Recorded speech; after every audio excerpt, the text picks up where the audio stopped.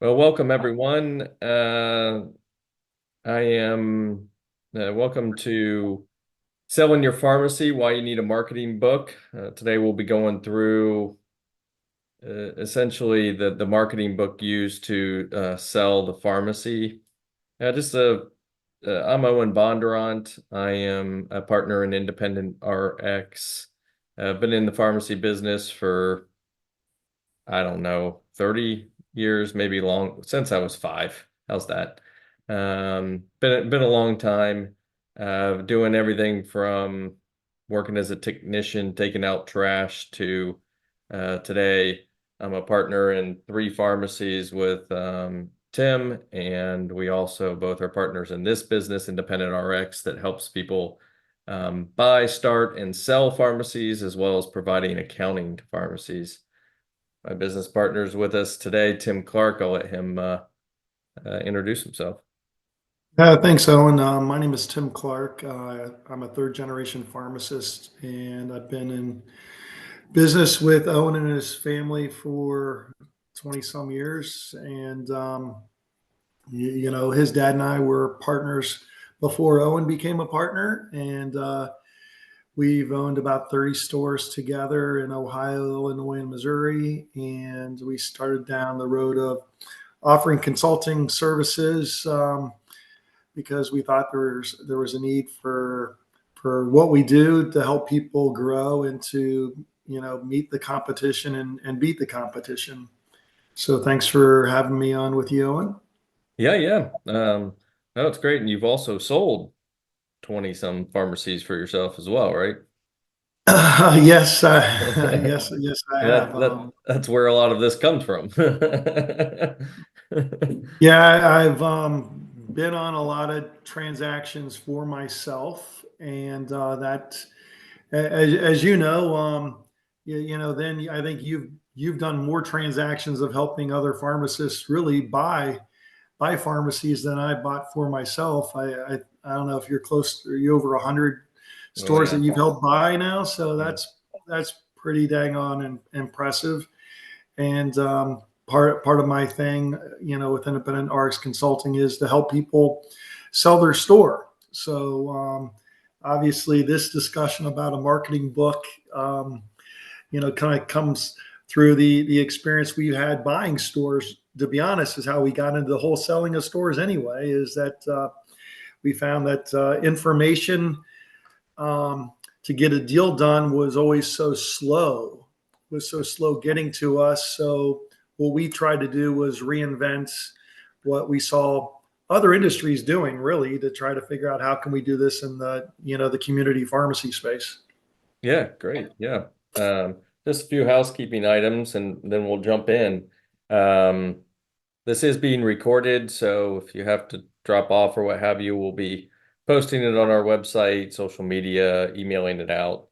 That usually takes a day or two before we can get that out. There is a Q&A at the bottom of your screen. We will be answering questions along the way or at the end, depending on how it fits into the conversation. Feel free to ask questions.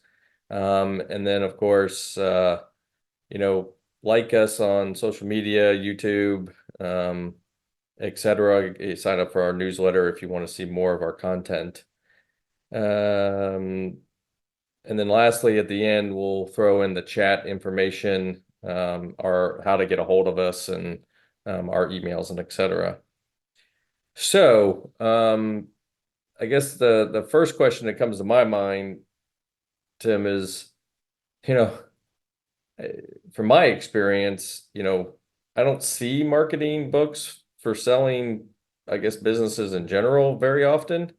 So why would someone even need a marketing book to sell their pharmacy?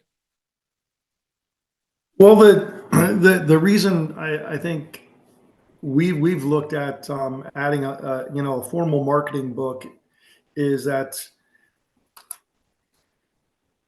it puts a lot of information into a small area and allows people to do evaluations quickly.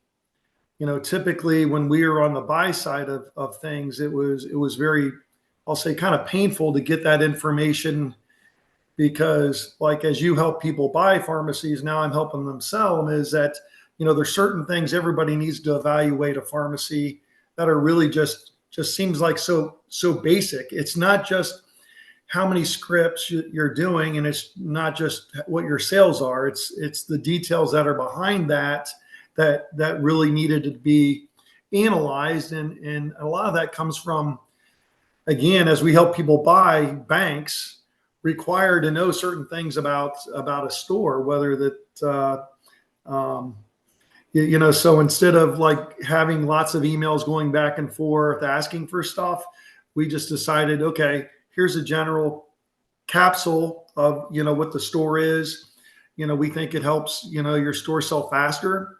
We think you can get a higher price.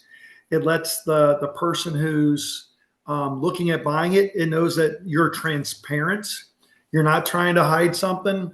um, I would kind of compare it to like when you're buying a used car, as an example. You get a Carfax reports, or if you go to Carvana, online, they've got a 360-degree, viewing of the car you're buying with the Carfax, which has the miles, and if it's been in an accident, all those things. And so, like, I think our vision for this was, okay, this is your biggest asset that you're selling, you know other than, let's say, maybe your family home or something like that. I mean, so even your realtor, you're going to go find all the information you can about this house before you go buy it. In the pharmacy space, like, we didn't see anybody doing it unless like you had a $20 million business or something. So we kind of went there and said, okay, how do we take that information and make it come to the community pharmacy space, is I think what we did, and I think we did a really good job at that. And Yeah, it as kind as of, I look at helping still people buy stores own, I mean, I still think that I'm still constantly asking for the same information that I give people, almost in day one, if they're going to look at this. And the way good businesses should sell quickly, and this information puts it all out front, with very little emails back and forth to try to get an offer. And you yeah, need an offer. it makes me think like when you go to Zillow and you come across that house that only has 3 pictures of the outside, and you're like, skip. Like it's like, hey, there's got to be something wrong with this, or like, why are they not showing more of the house? And the only way to find it out then was you'd have to go through extra effort to go visit the house, walk through it, all these different things. So it makes it harder for the buyer to, decide if they want to take the time to look at it or not. And especially when you get into sophisticated buyers who, multi-store people who've done it before, like there's certain information that they just want to see because they know what they're looking for. And they're going to find it out whether you give it to them or you don't. And I think, again, it helps walk them through being prepared of what, you know if anything, like, as I've worked with sellers, they at least now get to see what someone else sees, Yeah. which really, to be honest, a lot of us don't spend the time looking at the details of our business, and that's, for a different time of a discussion. But we're really trying to help make the business look good, and marketing it effectively is really important. I mean, they will find your business if it's listed on the internet, but will they just skim through it and say, there's not enough information, or does it look, um, I don't know. I think you look sophisticated. I think you look like you're confident, you're trustworthy, Yep. and those are all those things. Like, if you go look at some, even pharmacy sites, some of them look like I wouldn't fill someone's prescription I don't like there. Yeah. So And an important image, and marketing obviously is. yeah, and I was just thinking that, like, if you're putting together this book, I mean, you as the broker are going to have to ask a lot of questions of the seller, which I guess just gets you prepared to how to answer those for the seller. and, know what they're going to ask. And, is there a piece of information I need to have ready? It just gets you prepared to, as you stated, get things to the buyer faster, which will probably help you sell your business faster. Well, and you as the if you're selling your store, you're also contributing to this booklet. Oh yeah, I that's mean, what I'm saying. Yeah. because I need to understand what you think you would do differently if you would stay in this business for the next 5 or 10 years. Yep. You've decided that it's now I'd like to, do something else, retire, but you do know this business really well, and Yeah. you could say this is what I think I would do, even though let's say a buyer may not do what you think, which is always that risk of selling your business to somebody that they're going to do what they want. Yeah. Yeah. So, with all that, you know, what goes into the book? Like, what's in it? Like, what is a buyer getting? What is you as a seller Well, have to get? Like, well, when we like put it together, it's the same questions we asked. Again, selling and buying are the same thing. You just represent different sides. We want to show them your prescription data in as much detail as possible. And that's not giving out PHI. That's really just explaining this is what we fill. Because let's say I fill lots of controls, they might not want it. Or if I do have a few, let's say specialty items, or I'm doing a lot of GPS, a lot of yeah, compounding, long-term care. Like, what is your mix, right? right. And if you've What am got I getting? deliveries, patients, I mean, Yeah. there's different doctors that we try to look at. We try to look at your bins, because they're going to ask, okay, so how much Medicaid do you have? They're going to ask, how much Humana, or what they're going to ask all those things. So what we try to do is to show that to them again, so that the thing really is to explain what you're buying. Because let's say if you're buying a business that's there's two different, or there's more than one business that does $3 million or $5 million. I mean, it can be, like we've got a,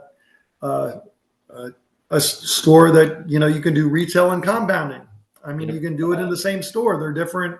They're different profitabilities. The compounding scripts are worth more than a retail script because you make more money. Um, your financial information is important, if I'm looking at buying your business. So yes, I'm not going to put a tax return in an info memorandum, but I'm going to, put your profit and loss statements. I'm going to put your balance sheets so that the people can see how's the business been the last 2, 3 years, what's it projecting for the next year, so the person can get in their head, okay, what's going on? What are we losing? Um, then we also break down staffing. Payroll is so who do I have? Do I need another pharmacist? Is it absentee? Do you have any key employees? How much do they make? How many hours do they work? So we don't say like, okay, Bob Smith is my pharmacist in our info memorandum, but we will say we've got a pharmacy manager, or we've got a part-time pharmacist, we've got a lead tech, we've got a compounding tech. We'll try to let that person know what are we currently doing, and then sometimes we say what I would do differently. Like maybe you don't need someone. Maybe your volume is such that you don't need to have two pharmacists working, but you do it because you like to leave to go pick up your kids from school, or you like to go play golf, or that you've got other hobbies or a job. I mean, I don't know. You got a family things. And then probably the most important thing is, and again, this is the most important thing. The profitability of your business is probably the most important thing that you need. the, Yeah. the next thing is location, because that's going to decide who's going to buy your store. Okay. And in the info memorandum is the first time, we we disclosed like that, let's say this pharmacy is in Kettering, Ohio. We don't say, I will list something on even online of saying it's in, let's say, Kettering, Ohio, which is a suburb of Dayton, Ohio. I might say, hey, this is a pharmacy located just south of Dayton, Ohio. Like, because what I need to do is to on, let's say, a website listing is I need to be less detailed. I can't. I gotta have a tease to then tell them what I got. Yeah, yeah. I was gonna say, like, who's getting that if the location's in there, like, because there is a piece of confidentiality here, right? I mean, I know It's both all buyer and confidential. yeah, yeah, the buyer and seller really don't want anyone to know but them. No, and you don't even So want people to know your business is for sale. so I like at what point do you send this book to someone? So we're creating this book, like who's getting it? Only someone that I've talked to. Okay. Basically, the way we've decided to do it is, if someone inquires about a business, I will call them back, set up a meeting. Usually, it's like a Google Meet or something, so I can see their face and talk to them about who they are, who I am, what we're trying to accomplish. I still, even at that time, do not say that this business is in Kettering, Ohio. I still go back further and say it's south of Dayton or something like Right. that. Um, Kind of get an idea, let them kind of introduce themselves, see what their business background is, pharmacy background, as much as I can. Um, the nice thing about it, usually before a call like that, I can kind of do some Googling to figure out who it is I'm talking to. Yeah. Yeah, like, so, after I feel good about that, and we also talk about, how would you finance it? Those simple things. And then I send them an email with an NDA. An NDA is a non-disclosure agreement. And basically it's explained that this is to protect the information I'm about to send you. And I explained to them that this owner, this is not public knowledge that this pharmacy is for sale. The information I'm giving you is proprietary and it's of this store. It's a legal document. Yeah. And once I get that signed from them, then I'll immediately send them the information and explain to them what the rules are and how to use the information. Okay. So yeah, so this isn't like to put on a website. This isn't like just market to everyone. It's for qualified buyers who use it to make offers. Absolutely. Yeah. I'm trying to avoid the guy who's kicking the tires and who's just interested. I don't want to, Yeah. who like, I want someone who's serious, right?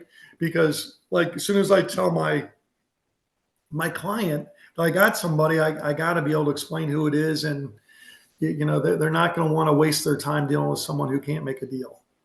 Okay. Okay. Yeah, that makes sense. So I think maybe it would be good to like, and you and I talked about maybe sharing kind of what one of these looks like. Yeah, that's Because I like that. it's hard to vision, what is this? Is it one page? Is it like what in the world am I actually like trying to get here? Um, so this is kind of what one looks like, and let me get here. It's not. Well, the thing is, you'll see is we make it out of a slide deck, so nothing big, and that um, we're getting pretty good at creating these booklets. We try to be very clear that this is the store we release that is. We explain the confidentiality of your business, and then we kind of list out what we've got going on in the next 20 pages. You'll see one of the things I didn't mention in here is real estate. It is a part of what we disclose, like your lease or if you own the building. I mean, that's just again part of how to get us to a possible buyer. Yeah, the buyer needs to know, am I lease? How much time's left on the lease? Like, do you own the real estate? What's my rent going to be? Can I buy the real estate? Right? I mean, these things Mhm. factor into the overall thing. And I don't know if we need to go through every little detail, but just kind of going through to give you guys an idea of what this actually looks like. I see here you have ownership structure, so now the buyer knows what type of corporate it is, and Right. We also give them your, your website so they can check it out. We don't do a deep dive in your website, but again, like this is 2024, people do want to kind of see what services you offer on your website. Um, we look at things like in this opportunity sections. These are things maybe you don't do. Like we have patients, or excuse me, we have sellers that don't do delivery. So that could be a way to add on some business to them. They don't do compliance packaging. Um, some people have lots of business that could probably go into a long-term care combo model. We talk about immunizations. Are they doing point of care testing? Things that maybe we see in that market as an opportunity. yeah, Asking price. Some people are not comfortable putting an asking price because they think that's then the top end of what I'm going to get. Typically, your asking price is your top end, to be completely frank. Um, but it's okay as long as it's reasonable. Going out and saying that you've got a community pharmacy that's let's say bringing home an EBITDA number of 100 grand, saying that it's worth $500,000 plus inventory is unreasonable. Um, yeah, Depending upon the business will really, help us decide what we think the valuation is. And that's part of determining the asking price. That's something a little bit different than most people. I've got a whole group of, like, one of the things Independent Arts Consulting does is we do accounting and tax data analytics for like over 100 customers, patient or pharmacies. And, we involve our accounting team to go look at your information to work on what we think the business value, which is, again, it's just not me who's a pharmacy owner and Owen. It's, we're adding people who's have pharmacy experience, but they're again accounting experts or business experts, which we think that's really important when you're just establishing the asking price. It just can't be what I feel it's worth. Those are a discussion, but that's one of the biggest pieces of trying to sell your pharmacy is creating that expectation. yeah. And they can also help with this piece, right? The structure, like asset versus stock, and should be open to a seller note, and how is AHAR and all that going to be handled, right? Yeah, and that's again, and again, you got to remember, I'm not telling them what it needs. I'm discussing it with the seller of Right. what would be good for them. And we're talking about their business, which every business has a little bit of different thing to it. You could have multiple partners. You could have it being a C corp. It could be in a trust.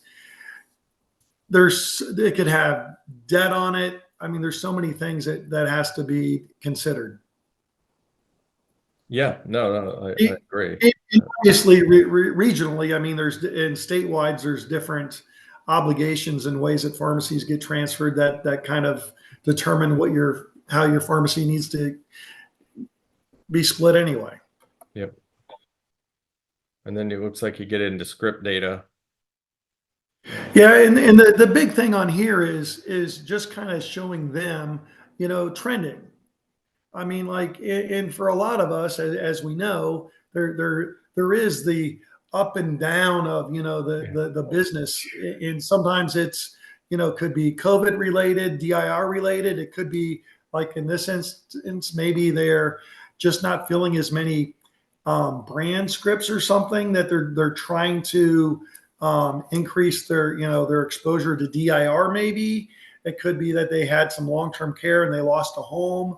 There's all these Yep. different things that, but as you can, is the way I look at it, you can at least see this is kind of what the store's doing over a long period of time, so I can get comfortable with it.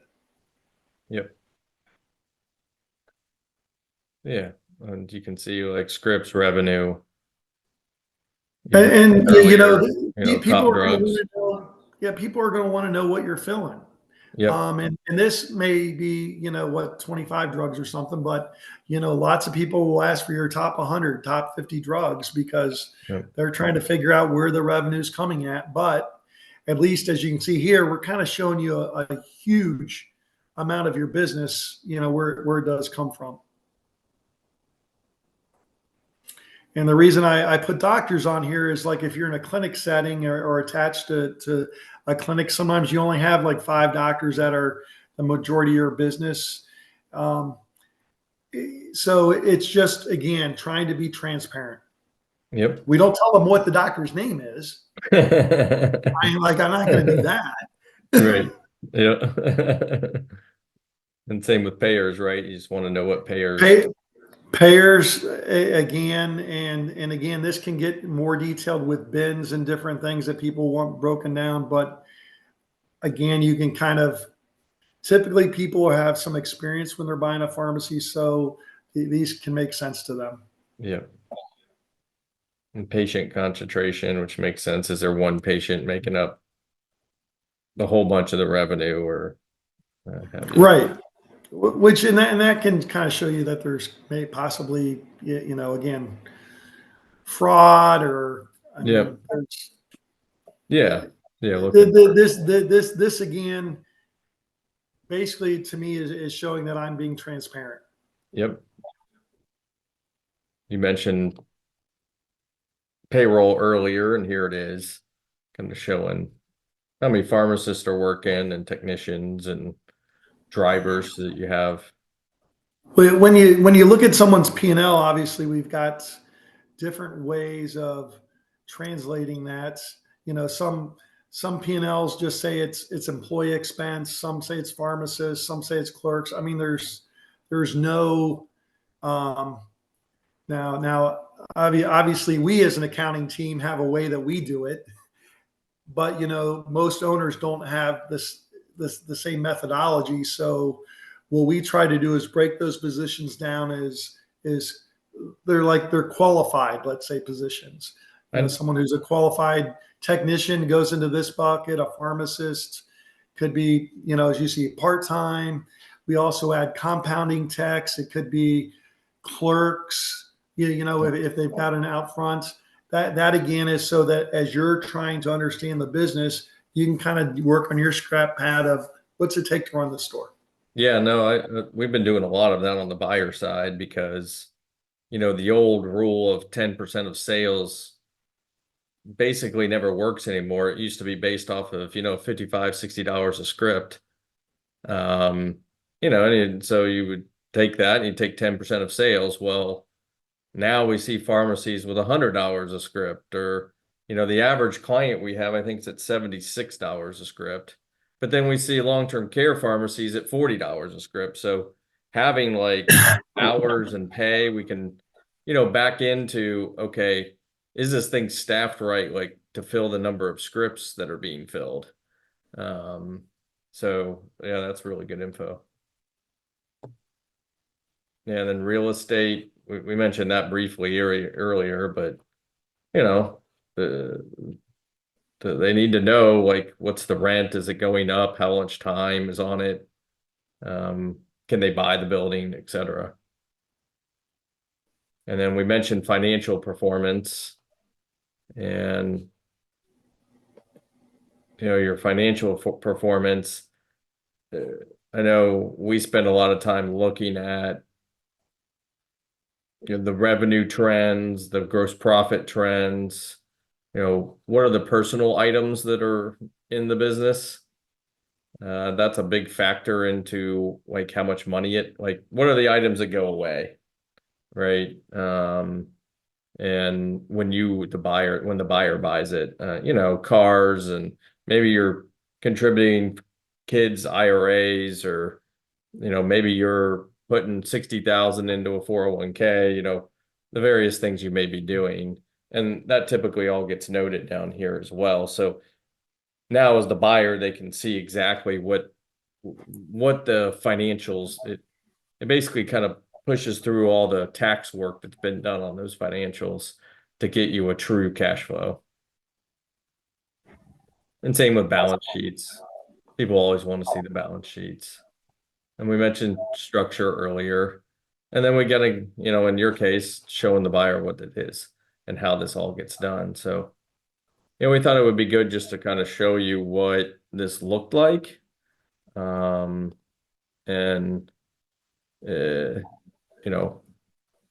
what it all looked like. Because we're talking about it, but it starts getting hard to visualize one of these because they're not really in the marketplace, right? There isn't, like, we hardly ever see a marketing book. So we thought that would be good. Tim, we do have a couple questions. So this is from Samuel. He says, "Hi, I own 40% of our pharmacy's LLC together with my wife. I'm looking to sell our shares to an investor. How best to evaluate the price of these shares? Thank you." I can give my opinion on that. Go ahead. I That's mean, it's no different than valuating 100% of the shares. You know, we need to do, just like you saw in the marketing book here, we need to do a full, what are the scripts? What type of scripts? How many? Look at the financials. What's the cash flow, the EBITDA? And then we take a multiple of that and value the whole pharmacy. And then you own 40%. So that's what those are worth is, so we've got to value the whole business in order to get down to what the portion that you own. That would be my opinion. I don't know if you've got a different look at that, Tim. well, I guess on the question, I mean,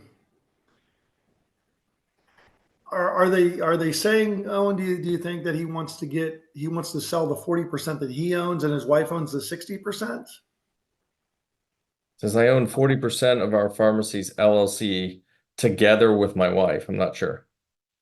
Samuel, if you're I there, mean, you feel free to clarify and we can answer so that. the so I was the taking it as that they own a 40% of the business. well, if you're, I guess here's the thing: selling 40% of the business. Again, this is my opinion. It'll be a little bit different. They Is own not the same. 40% total. If you own 40% total, unfortunately, you're correct on the first thing is to evaluate the entire business. There's no way to get to a number of a percent of anything unless you know what the first number is. So if it's worth $100,000 and you own 40%, you could say it's worth $40,000, right?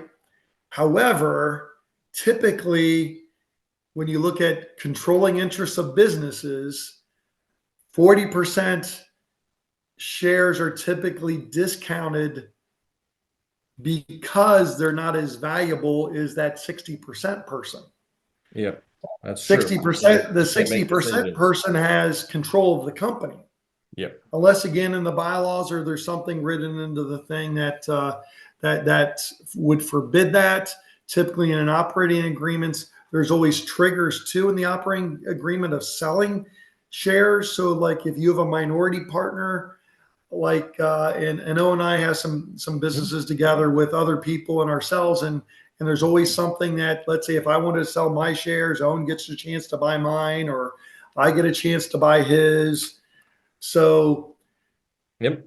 the first thing what you said is right. We got to establish the value of the business, and then the next thing is determine how do you sell it, and then there's a chance again that that person buying it will pay you more than less what the value is.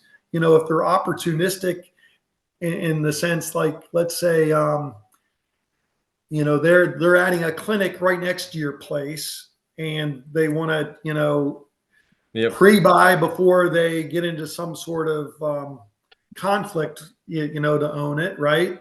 Like they don't want to put their own pharmacy in there or something like that. But they they maybe want to buy part of your business so they can get the benefit of the growth. I mean, there's all sorts of ways to look at that. They're all different. The only thing I can tell you is it would be best to do evaluation, and we do those. Yeah, we actually did one not too long ago where someone was selling 50%.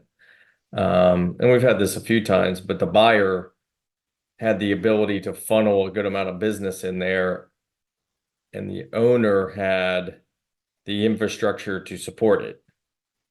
So to the buyer, it was worth a little bit more because they could, quickly start doing more business. So there are factors to that, but I think the first place to start is, what's the business worth? And then go from there. This next one's a situation we see fairly often where, new lines of business or business changes that could increase the value. So it says if you are non 340B eligible pharmacy and you are trying to sell your pharmacy, however, it will become a 340B pharmacy in the immediate future, is it still essential to show your current profit and loss? Because about 95% of the RXs will become 340B eligible. So the profit and price of goods is going to change drastically. I understand them wanting to see it, but it's going to be irrelevant because nothing will really be the same situation. Any thoughts on how to market to those situations? So essentially, it sounds like the buyer is going to turn it into a 340B pharmacy, or the pharmacy has the ability to gain 340B. I guess we don't understand the whole situation. My opinion is if you can turn it into the 340B pharmacy, do that and then show them a profit and loss with a change in business. Like hold on to it for an extra year, and show the increased profit and loss. If you need to sell as is, I don't think that it's unreasonable for the buyer to look at your financials as is. I mean, they do need to know what your expenses are, like what's your rent, what's your payroll, because none of that is going to change. So for them to forfeit Well, out their 340B profitability, they still need the expenses. and hopefully this kind of clears it up. No matter what your business is going to do in the future, you have to show what it did in the past. Yeah. If you're selling your business, I need to know what it did in the past.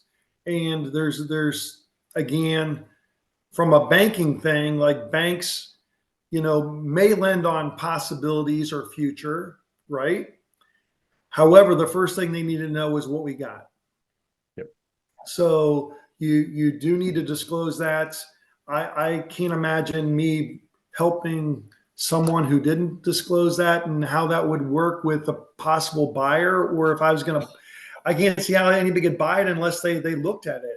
I mean, Yeah. hopefully they see what you're saying is going to happen and we're going to make more money because it goes to that 340B, that you've got a new fee schedule and you've got a contract. So you'd have to get an NDA for disclose what the contract is going to be.